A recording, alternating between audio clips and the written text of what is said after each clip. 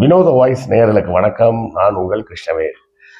இன்றைக்கு நாம இன்று மேல ஒரு சுவாரஸ்யமான செய்தியை பார்க்க போறோம். என்ன சுவாரஸ்யமான செய்தி அப்படின்னா, 48 ஆண்டுகளுக்கு மேலாக இந்திய காங்கிரஸ் அப்படின்னு சொல்றாங்கல்ல, இந்தியன் நேஷனல் காங்கிரஸ், இந்திய தேசிய காங்கிரஸ், இந்த கட்சியோட தலைமை அலுவலகமாக இருந்த அலுவலகம் 24 அக்பர் ரோடு அப்படின்ற ரோட்ல தான் அவங்க ஆபீஸ் இருந்தது. அந்த ஆபீஸை பிஜேபி காலி பண்ண சொல்லி நோட்டீஸ் கொடுத்தாங்க. வர 28ஆம் தேதியோட அவங்களுக்கு அந்த நோட்டீஸ் முடியுது. இதுக்காக காங்கிரஸ் கோர்ட்டுக்கு போகலாமான்னு பிளான் பண்ணிட்டு இருக்காங்க. அது என்ன செய்தி, அதன் பின்னாடி இருக்கக்கூடிய வரலாறு என்ன அப்படிங்கிறது தான் நம்ம இன்னைக்கு விரிவாக பார்க்க போகிறோம்.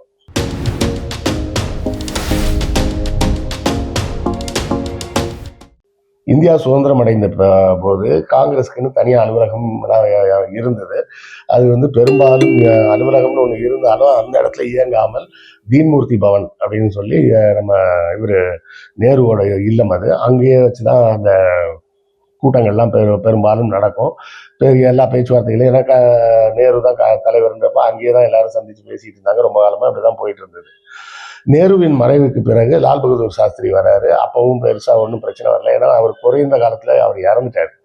அதன் பிறகு 1970 இந்திரா காந்தி நின்று அவங்க ஜெயிச்சு எமர்ஜென்சியை கொண்டாடுறாங்க. எமர்ஜென்சி கொண்டாந்து எல்லாம் சிக்கி சின்னாபின்னமாகி அந்த நேரத்தில் காங்கிரஸ் ரெண்டா உடைஞ்சு இந்திரா காங்கிரஸ் ஒரு காங்கிரஸும் தேசியவாத காங்கிரஸ்னு சொல்லிட்டு அந்த மெயின் ஸ்தாபன காங்கிரஸ் அப்படின்னு சொல்லி அதை சொல்லுவாங்க.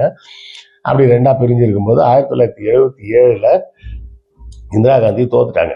அப்ப இந்திரா காந்தியோட இந்திரா காங்கிரஸ் அப்ப காங்கிரஸ் ஐ அப்படின்னு சொல்லுவாங்க. இது ஐஎன்சின்னு சொல்லுவாங்க, அதான் காங்கிரஸ் ஐன்னு சொல்லுவாங்க. இந்த காங்கிரஸ் ஐக்கு செயல்பட அலுவலகம் இல்லாம இருந்தது. அப்போ ஒரு எம்பி ஒருத்தர் ஜி வெங்கடசாமின்னு பேரு. அவர் நேருவுக்கு ரொம்ப நெருக்கமானவர். அவர் என்ன பண்றாரு, தனக்கு ஒதுக்கப்பட்ட இல்லம், அதை நல்லா புரிஞ்சுங்க, எல்லாம் குழம்பி இருப்பீங்கல்ல ஆரம்பத்திலேயே, காங்கிரஸோட ஆபீஸ பிஜேபி காலி பண்ண சொல்லுது. அது எப்படா சொல்ல முடியும் அப்படின்னு யோசிப்பீங்கல்ல. அதுதான் விஷயமே. என்னன்னா, இந்த வீடு 77 ஜி வெங்கடசாமின்னு ஒரு எம்பி ஒருத்தருக்கு ஒதுக்கப்பட்ட வீடு. அது அவர் ஸ்தாபன காங்கிரஸ்ல இருக்காரு. அவருக்கு என்ன இருந்தாலும் இந்திரா காந்தியை தன்னுடைய மகள் மருந்தனை பார்த்திருப்பாரு. தன்னுடைய நெருங்கிய நண்பர் மற்றும் தலைவர் நேருவோட பொண்ணு தனியா ஒரு கட்சி ஆரம்பிச்சிருக்கிறாங்க, தனியா நின்று போராடிட்டு இருக்கிறாங்க, உட்கார்றதுக்கு ஆபீஸ் கூட இல்லையா அப்படின்னு சொல்லிட்டு இந்த இல்லத்தை அவருக்கு கொடுக்குறாரு. நம்பர் 24 அக்பர் ரோட்ல இருக்கக்கூடிய அந்த அலுவலகமா நீங்க பயன்படுத்திக்கிங்க. அவருக்கு எம்பின்ற முறையில அவருக்கு ஒதுக்கப்பட்ட வீடு அது. இப்பவும் பாத்தீங்கன்னா நம்ம இது இருக்கு பாருங்க, அடையார் பக்கத்துல பாத்தீங்கன்னா கிரீன்வே சாலைன்னு ஒரு சாலை இருக்கு. அது ஃபுல்லாவே பாத்தீங்கன்னா பயங்கரமா இருக்கும். வீடுகள்லாம் எப்படி இருக்குன்னு பாத்தீங்கன்னா, சென்னை சிட்டிக்குள்ள இப்படி ஒரு இடமா அப்படின்னு நீங்க ஆச்சரியப்படுற மாதிரி இருக்கும். ஃபர்ஸ்ட் ஃப்ளோர் கூட நிறைய பில்டிங்ல இருக்காது. அந்த அளவுக்கு எல்லாமே பாத்தீங்கன்னா பெரிய பெரிய வீடுகள், தனித்தனி சாலைகள், உள்ள நிறைய காலி இடங்கள், வாக்கிங்லாம் உள்ளேயே போகலாம். ஒரு பில்டிங் இருக்குன்னா அந்த பில்டிங்குள்ளேயே நீங்க வாக்கிங்லாம் போகலான்ற அளவுக்கு பெருசா என்ன இடம் இருக்கும். அந்த இடங்கள் பூரா யாருக்கு சொந்தம்னா பப்ளிக் பிடபிள்யூடிக்கு தான் சொந்தம், தமிழ்நாடு பிடபிள்யூடிக்கு. அந்த வீடுகள் பூரா யாருக்கு அலாட் பண்ணப்படும்னா, இந்த தேர்தல் முடிஞ்சு எல்லாரும் எலெக்ட் ஆகி வருவாங்கல்ல, அப்படி வந்த பிறகு அதுல இருக்கக்கூடிய எம்எல்ஏக்கள், மந்திரிகள் போன்றவர்களுக்கு, இல்லைன்னா உயர்நீதிமன்ற ஜட்ஜ் எல்லாம் இருப்பாங்கல்ல, அவங்களுக்கு இந்த வீடுகள்லாம் அலாட் பண்ணி கொடுப்பாங்க. அவர்கள் பதவி காலம் வரை அங்க தங்கலாம். அது வீடுலாம் சொல்ல முடியாது, ஒன்னொன்னும் பங்களா மாதிரி இருக்கும், பங்களா டைப்ல இருக்கும்.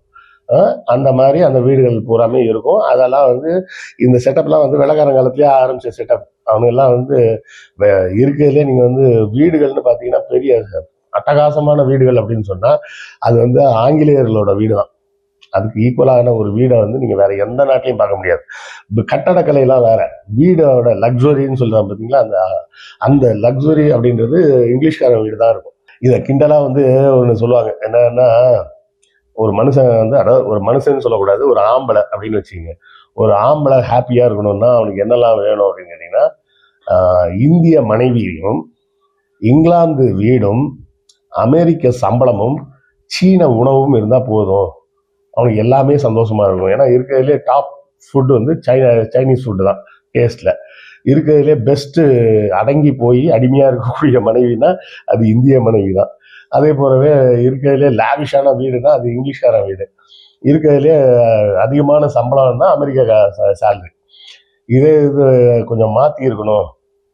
இருக்கிறதுலே ஒரு மனுஷன் ரொம்ப ஒரு ஆம்பளை ரொம்ப கஷ்டப்படணும்னா அவனுக்கு என்ன இருக்கணுமான்னா ஒரு சைனாக்கார வீடு மாதிரி ஒரு வீடு, சரியா, இங்கிலீஷ்கார மாதிரி சாப்பாடு உப்பு சப்பு இல்லாமல் இருக்கும், இந்தியாக்காரனோட சம்பளம், அமெரிக்காக்காரியா ஒரு அமெரிக்கன் லேடியாக ஒய்ஃபும் கிடைச்சிருச்சுன்னா அவன் வாழ்க்கையில நிம்மதியாகவே இருக்க முடியாது அப்படின்னு கிண்டலாக சொல்லுவாங்க. அந்த மாதிரி அந்த வீடுகள் வந்து அவ்வளோ நல்லா பெருசு பெருசாக இருக்கும் இங்கிலீஷ்காரன் கட்டினதுனால. ஸோ இப்படி அந்த ஆங்கிலேயர் காலத்தில் கட்டப்பட்ட வீடுகளில் ஒன்று தான் அந்த வீடு, 24 அக்பர் சாலை வீடு. அது அவர் வேங்கடசாமிக்கு கொடுக்கப்பட்டது. அதை வந்து அவர் இந்திரா காந்தியை கூப்பிட்டு நீங்கள் அலுவலகமாக வச்சு பயன்படுத்திக்கிங்க அப்படின்னு கொடுக்குறாங்க. அதுக்கு அடுத்த தேர்தலில் 80 தேர்தலில் வந்து இந்திரா காந்தி ஜெயிச்சிடுறாங்க, பிரதமர் ஆயிடுறாங்க. ஸோ பிரதமர் ஆனதுக்கப்புறம் அந்த அலாட்மெண்ட்டை பற்றிலாம் யாரும் பேசவே இல்லை. அது அப்படியே தொடர்ந்து அவங்க அலுவலகமாகவே இயங்கிட்டு இருக்கு. கொஞ்ச நாள்ல இந்திரா காந்தி செத்து போறாங்க, அப்புறம் ராஜீவ் காந்தி வராரு, ராஜீவ் காந்தி செத்து போறாரு, அப்புறம் சோனியா காந்தி வராங்க, அப்புறம் நரசிம்மராவ் பிரதமர் ஆகுறாரு, அப்புறம் இவர் நம்ம மன்மோகன் சிங் பிரதமர் ஆகிறாரு, நடுவில் கொஞ்ச நாள் பிஜேபி ஆட்சியில் இருந்தது. இப்படியே ஓடி ஓடி இதை வந்து மறந்துட்டாங்க. இப்படி ஒரு வீடை வந்து யாரோ வெங்கடசாமிக்கு அலாட் பண்ணோம், அதை வந்து அப்படியே காங்கிரஸ் வந்து தொடர்ந்து ஒரு 50 வருஷமா யூஸ் பண்ணிட்டு இருக்காங்கன்றத உண்மையிலே மறந்துட்டாங்கன்னா எந்த அளவுக்கு மறந்துட்டாங்க. 2014 பெரியஜி பிரதமர் ஆனப்ப கூட அவங்களுக்கு இதெல்லாம் பார்க்க தெரியல, மறந்துட்டாங்க.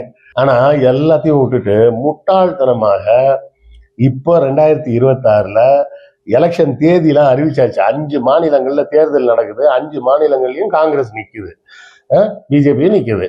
இந்த நேரத்துல நீ ஆபீஸை காலி பண்ணுன்னு சொல்றீங்களே, இதுக்கு தான் டைம் கிடைச்சதா உங்களுக்கு? இந்த எலெக்ஷன் நேரம் தான் காங்கிரஸ் ஆபீஸ் காலி பண்ணணும்னு சொல்றதுக்கு டைம் கிடைச்சதா? ஏன் மே மாசம் சொல்ல வேண்டியதானே? இப்ப காங்கிரஸ் ஒழுங்கா அரசியல் படுத்துவாங்களான்றதே எனக்கு சந்தேகம். பண்ண தெரிஞ்சா பண்ணணும். தேர்தல் நேரத்தில் என்ன வீட்டை விட்டு காலி பண்றான் பாரு, என்ன வீட்டை விட்டு போக சொல்றான் பாரு, வெளியே போக சொல்றான் பாரு அப்படின்னு சொல்லணும். இன்னும் சொல்ல போனா காங்கிரஸுக்கு சொந்தமா ஆபீஸே இல்லையானா இருக்குது. 2011 கட்டி முடிச்சிட்டாங்க. இந்திரா பவன் அப்படின்னு சொல்லிட்டு ஒரு அலுவலகம் தனியா கட்டிட்டாங்க. அந்த அலுவலகத்துக்கு போக சொன்னா எவனும் போக மாட்டாங்க. எல்லாரும் இங்கே வந்து பழகி பழகி பழகி ஆபீஸ்க்கு உடனே நேரம் இங்க வந்துடுறாங்க. டேய் அங்க வாங்கடான்னு சொன்னா அங்க யாருமே போக மாட்டாங்க. அதனால அந்த ஆபீஸை சும்மா ஒரு பேருக்கு தான் வச்சிருக்கிறாங்க. மற்றபடி எல்லா மீட்டிங்கும் இங்கே தான் நடக்குது. அட்மினிஸ்ட்ரேஷன் ஒர்க்லாம் அங்கே தான் நடக்குதுன்னு வச்சுக்கலாம். கணக்கு வழக்கு பார்க்கறது மற்ற விஷயங்கள்லாம் இந்திரா பவன்ல தான் நடக்குது. ஆனா இந்த ஆபீஸ் வந்து எல்லாருக்கும் ஒரு சென்டிமெண்ட் மாதிரி ஆயிப்போச்சு. இன்னும் சொல்ல போனா காங்கிரஸ்ல நிறைய பேர் என்ன சொல்லிட்டு இருக்காங்க, இந்த புது ஆபீஸ் அது மாதிரி மூட நம்பிக்கை இருப்பாங்கல்ல, இந்த புது ஆபீஸ் கட்டினதுனாலதான் நமக்கு ராசி போயிருச்சு, அதனாலதான் நமக்கு ஆட்சி போயிருச்சு அப்படின்லாம் வேற ஒரு குரூப் சொல்லி தெரியுதுன்னு வச்சுக்கீங்களேன்.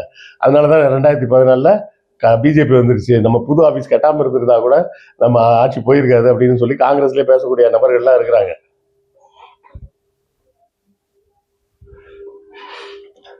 நம்ம கேள்வி என்னன்னா ரொம்ப சிம்பிளான கேள்வி. உங்களுக்கு இதுக்கு முன்னாடி தெரியாதா? அதாவது சொல்லுவாங்கல்ல, இடிப்பாரா இல்லா ஏமரா மன்னன் கெடுப்பார் இல்லாடும் கெடும்னு எவனோ ஒருத்தன் வந்து சொல்லியிருப்பான். ஐயா இது மாதிரி காங்கிரஸ் ஆபீஸ் வந்து அவங்களுக்கு கொடுத்த ஆபீஸ் கிடையாது, அது அவங்க சொந்த பில்டிங் கிடையாது. அந்த பில்டிங் வந்து காங்கிரஸுக்கு சொந்தம் எல்லாம் கிடையாது. பில்டிங் வந்து கவர்மெண்ட்டுக்கு தான் சொந்தம். சரியா? கவர்மெண்ட் யாருக்கு வேணாலும் அலாட் பண்ணலாம். சரியா? பிரதமர் மோடிக்கு என்ன ரொம்ப பிடிச்சிருக்குன்னு வச்சுக்கோங்க, அந்த 24 அக்பர் சாலை கிருஷ்ணவேலுக்கு ஒதுக்குறேன்ப்பா, அவர் ஒரு 5 ஆண்டுகள் தங்கிக்கிட்டோம், இல்ல அடுத்தால இதுக்கு இன்னொரு சட்டம் போட்டு இதை கேன்சல் பண்றவரை அவர் தங்கிக்கிட்டோம் அப்படின்னு சொல்லி ஒரு ஆர்டரை போட்டு விட்டுறலாம். நாளில இருந்து போய் நான் அங்க போய் உட்காந்துக்கலாம். ஸோ அந்த பில்டிங் வந்து அரசாங்கத்துக்கு சொந்தமான பில்டிங்.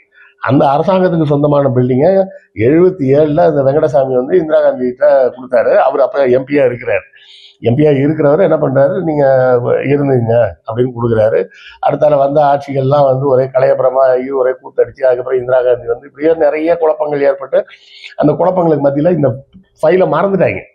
இப்படி ஒரு பேப்பர் இருக்கு, இந்த இல்லைன்னா கொஞ்சமாவது புத்திசாலித்தனமா அரசாங்கத்தை சொல்லி அந்த பில்டிங்கை விலைக்காவது வாங்கியிருக்கணும், வாங்கி காங்கிரஸ் கட்சி ஆபீஸா மாத்திருக்கணும். அதுவும் பண்ணல அவங்க. அதுக்கு மேல காங்கிரஸுக்குன்னு தனியா ஒரு பில்டிங்கை கட்டிட்டாங்க. ஆனாலும் இந்த பில்டிங்க்கு யாரும் போகலை, எல்லாம் இங்கே தான் இருக்கிறாங்க. இப்போது இதை சரியாக ஒரு கார்டாக பயன்படுத்தி காங்கிரஸ் வந்து இந்த எலெக்ஷன்ல இந்த 5 மாநிலங்கள்லயும் பாருங்க, நாங்க குடியிருந்த வீட்டை காலி பண்ண சொல்லிட்டான், தேர்தல் நேரத்தில் பார்த்து காலி பண்ண சொல்றான் பாருங்க அப்படின்னு பேசி இதை ஒரு அரசியல் ஆக்கணும். அதை ஆக்கலை. கோர்ட்டுக்கு போகிறோம் அப்படின்னு இருக்காங்க. கோர்ட்டுக்கு போய் அதை நியூஸ் ஆக்கணும். கோர்ட்டுக்கு போகிறது சட்டப்படியான நடவடிக்கை, அது ஒரு பக்கம் நடக்கட்டும். இன்னொரு புறம் மக்கள் மத்தியில் போய் பேசணும்ல. மக்கள் மத்தியில் பேசினா தானே அது வந்து ஒரு பேசு பொருளாக மாறி மக்கள் மத்தியில் ஆமாம் என்ன அது லூசா நீ எலெக்ஷன் வந்துட்டு இருக்கு, அவன் திடீர்னு ஆஃபீஸை காலி பண்ணுன்னு சொன்னால் அவன் ஆஃபீஸ் காலி பண்ணுற வேலையை பார்ப்பானா இல்லைன்னா தேர்தல் வேலையை பார்ப்பானா? இதுதானே கேள்வியே. ஏன் இதை அரசியலாக்க வேண்டும்னு நான் சொல்றேன்னா, காங்கிரஸ் தற்போது எந்த வேலையில ஈடுபடும்? இந்த 5 மாநில தேர்தலில் போய் பிரச்சாரத்தில் ஈடுபடுற வேலையை பார்க்குமா, ஆஃபீஸை ஃபுல்லாக காலி பண்ணு, அங்கே இருக்கிற டாக்குமெண்ட்ஸ் பூரா கரெக்டாக இருக்கா, எல்லா டாக்குமெண்ட்ஸும் கரெக்டாக இங்கே வந்து சேர்ந்துச்சா, எல்லா ஃபர்னிச்சர் வந்து சேர்ந்துச்சா, அதில் எவனும் கமிஷன் அடிச்சானா, யாராவது 10 டேபிளை வீட்டுக்கு தூக்கிட்டு போயிட்டானா, இதெல்லாம் உட்காந்து கணக்கு பார்த்துட்டு இருப்பாங்களா? முதல்ல ஒரு ஆடிட் பண்ணி என்னென்ன அங்கே இருக்குன்னு பார்க்கறதுக்கே 1 மாதம் டைம் ஆகும். இவங்க லொடுக்குன்னு மார்ச் 28ஆம் தேதி வரை தான் உங்களுக்கு டைமு, காலி பண்ணிட்டு போங்க அப்படின்னு சொல்லி நோட்டீஸ் அனுப்பிச்சிருக்கிறாங்க. ஸோ இது குறித்து காங்கிரஸ் என்ன செய்ய போகிறது, இல்லை பாஜக செய்தது சரியான செயல் தானா அப்படின்ற செய்திகளை பற்றி உங்கள் கருத்துக்கள் என்ன அப்படின்றதையும் கமெண்ட்ல சொல்லுங்க, நானும் தெரிஞ்சுக்கிறேன். அடுத்த காணொலியில் சந்திப்போம். நன்றி, வணக்கம். நம்ம வீடியோவில் அடிக்கடி நம்ம வந்து அப்புறம் நண்பர்களே புத்தகம் வாங்குன்ற போடுறதெல்லாம் வந்து நிறைய பேர் கேலி பண்ணுறாங்க. கேலி கிண்டல்லாம் பற்றி நம்ம கவலைப்பட வேண்டிய அவசியம் இல்லை. எத்தனையோ காமெடி பண்ணுறவங்க சேனல்லாம் என்ன பண்ணுறாங்க, என்ன சப்போர்ட் பண்ணணும்னு நினச்சிங்கன்னா நீங்கள் பணம் அனுப்புங்கன்னு கேட்குறாங்க. நம்ம என்ன பணம் அனுப்புங்கன்னு கேட்குறோமா? சேனல் நடத்த பணம் தேவைப்படும். அப்படி தேவைப்படக்கூடிய பணத்தை நீங்கள் புத்தகம் வாங்கினால் உங்களுக்கு புத்தகங்கள் வாங்கிய அந்த புத்தகங்களாகிய அறிவாயுதம் உங்கள் கைக்கு கிடைக்கும். அதன் மூலமாக எங்களுக்கு கிடைக்கக்கூடிய பணத்தை வைத்து நாங்கள் இந்த சேனலை நடத்த முடியும் அப்படின்னு தான் நம்ம சொல்கிறோம். ஸோ புத்தகம் வாங்குங்க அப்படின்னு நான் கேட்பதில் நான் கூச்சப்படவில்லை. அதை பார்ப்பதற்கு நீங்களும் சலிப்படைய வேண்டிய அவசியம் இல்லை. புத்தகம் வாங்க முடியாதவர்கள் லைக் போட்டாலும் சப்போர்ட்டு தான், ஷேர் பண்ணாலும் சப்போர்ட்டு தான், சப்ஸ்கிரைப் பண்ணாலும் சப்போர்ட்டு தான், ஏன் கமெண்ட் போட்டிங்கன்னா கூட சப்போர்ட்டு தான். ஸோ ஏதாவது ஒரு வகையில் உங்கள் ஆதரவை நம்ம சேனலுக்கு கொடுத்துக்கிட்டே இருங்க.